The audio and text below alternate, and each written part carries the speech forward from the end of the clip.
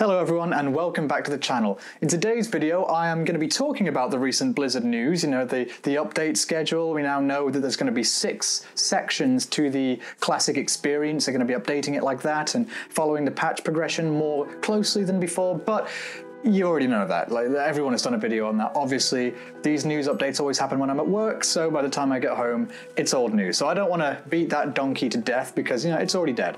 Then again, dead horses are actually pretty cool. If the Forsaken have taught us anything, it's that dead horses are pretty damn cool, especially if you make them start glowing and stuff. Anyway, that's besides the point. What I want to talk about today is what that blue post tells us below the surface. Because obviously, yeah, it's great that they're listening to us and they're taking this on board and that they know how power creep works and that if we release X dungeon before this and, this will have an impact on the loot tables and what's going to be best. Yeah, sure. That's all complicated stuff that the classic community is really zoned in on and has been really effective, clearly, in communicating to Blizzard. But what I took away from that post, obviously after the main thing of, oh cool, it's going to be more classic, like more Blizz-like, because this is Acti-Blizz, not real Blizz. But it's going to be great. Okay, I got that. But what I really took away from it is that this is a completely different team. When we think about the development of Classic WoW, we think it's, a couple of the retail guys on their day off, they'll do a bit of work on this. But no, that really isn't the case. It's an entirely separate team.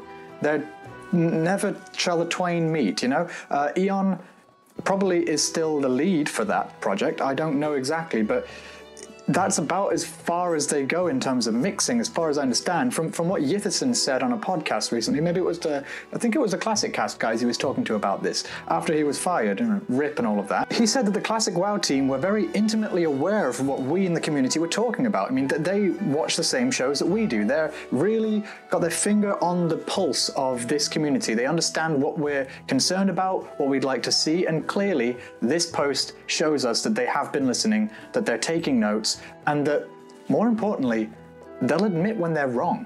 The previous post, when they told us, oh, actually, no, we checked the client, the Warlock pet summoning didn't work how you thought it did, XYZ, they took some things on board and said, oh, right, you're right, we didn't mean to do that, sorry, we're going to fix that. Oh, actually, no, we checked, you were wrong on this. So there's a nice bit of back and forth between them and the community, and here they're admitting that their initial plans of the launch schedule and the patch progression schedule was imperfect. It was wrong, and they're going to change it. And you know what? This is so refreshing. I actually don't remember a time in Warcraft where I've actually felt like the developers are listening to us.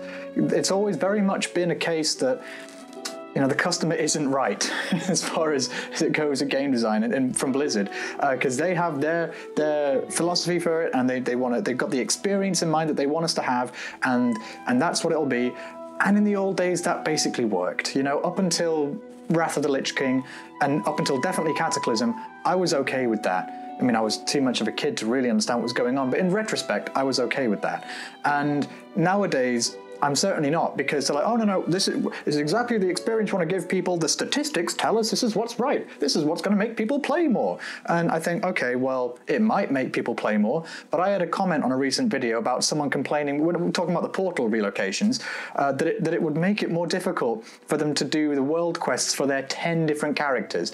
Just doing daily quests for 10 characters is what people are doing nowadays. Like that's a normal thing that people are experiencing discomfort from the moving of portals for, because they're literally spending hours of their day doing daily quests for 10 different characters. I mean, what does a game come to when that's even an option for you? In vanilla, could you even imagine doing daily quests for 3 characters in vanilla? That would be enough of a milestone, enough of a feat. So that's a big tangent. What I mean to say there is that the game design of retail has obviously gone far out of the window, but with this classic team, they're willing to admit defeat. Or not even defeat. They're willing to come to the table and negotiate and say, actually, guys, you got a good point.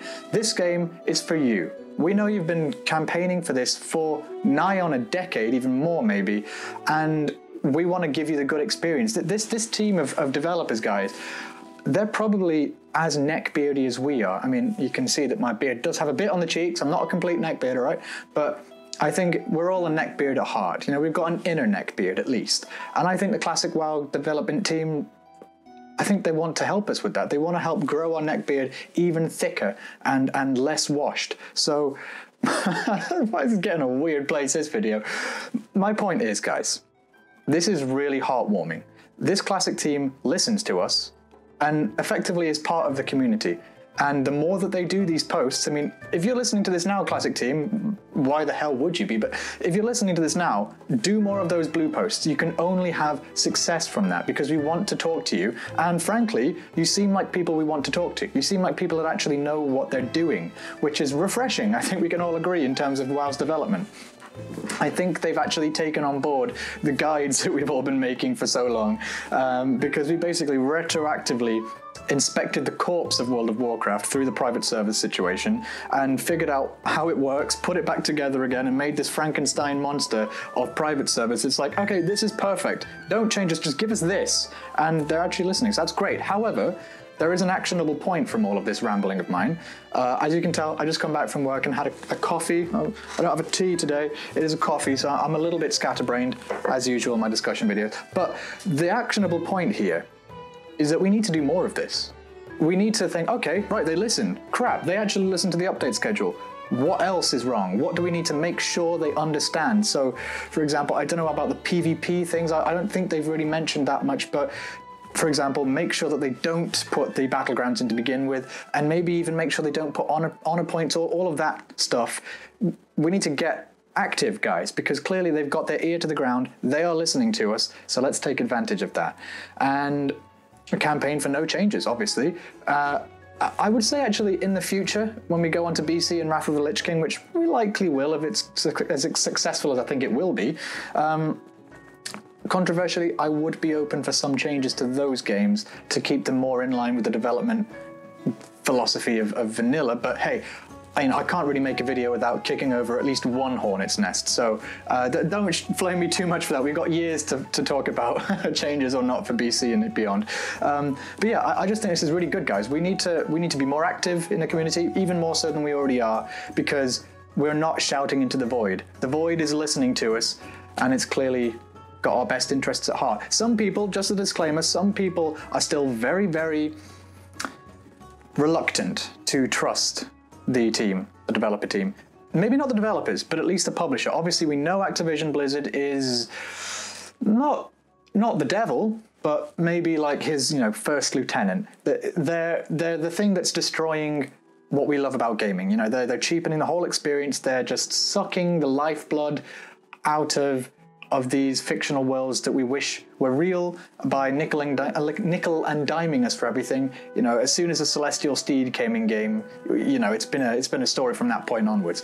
And I get why people are reluctant to trust the developers on this, but I say give them the benefit of the doubt. This is a different team of people, and they know that there's no leeway. There's just absolutely no space for them to put in microtransactions or any cheapening of the experience like that. Because the thing is, we have a bargaining chip here. We've been perfectly content to play World of Warcraft Classic on private servers for years. And frankly, I will admit, I've had my best moments in World of Warcraft on non-Blizzard servers. So I'd be perfectly happy to go back to them if that's what the community decided, if Blizzard actually ends up ruining this whole experience. I don't think they will, but if they do, hypothetically, we all have a place we can go back to eventually. They can't get rid of all of the servers forever, they'll just host them in Russia, and then what are they going to do? The only problem is I probably won't be able to stream it if that's the case, which will make me sad for that. But we have a bargaining chip, so they know that they can't ruin the game too badly, otherwise they're just going to lose us all. Because they know a lot of us are very particular about this game. And so I say give them time. This is a different team. I know it's once bitten, twice shy, all of that stuff. But let's start from a clean slate. I can't imagine a more positive way for them to be starting this relationship than the previous two posts, where in the first one there, we were talking about the updates as a result of the demo and saying, okay, yeah, we took your advice on board, we took your feedback, you're wrong here, but you're right here, so we're implementing this. And now they're taking on the patch notes, the updates and all of that, taking on our suggestions for that, generally speaking. Couldn't be more positive, guys. So I know people like to flame a lot in the YouTube comments, maybe not so much on my channel, but it's still a thing. My point is, let's get active, Let's tell them what we want to hear or what we want to see, because clearly they're listening and clearly they want to make this good. They're probably going to play the game. You know, they're actually going to be developers that play WoW for once. So yeah, I will close this video out now because I basically said my piece. But I'm quite excited. I don't know if you can tell, guys. I can feel the ground moving underneath my feet. This is going to be a momentous moment in gaming history. And I'll probably do a video about that at some point. But honestly, this is bigger than any of us. This is not just the release of vanilla World of Warcraft again.